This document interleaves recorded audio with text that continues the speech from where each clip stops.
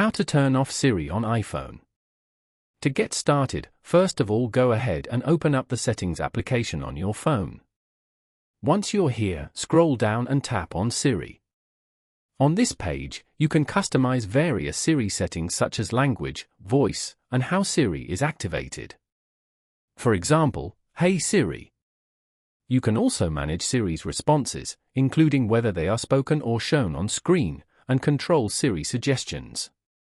Here, go to Talk to Siri.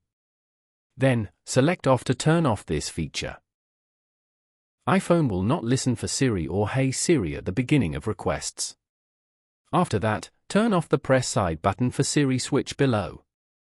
Tap on Turn off Siri again to confirm. The information Siri uses to respond to your requests will be removed from Apple services. Following these steps, you can easily turn off Siri on iPhone.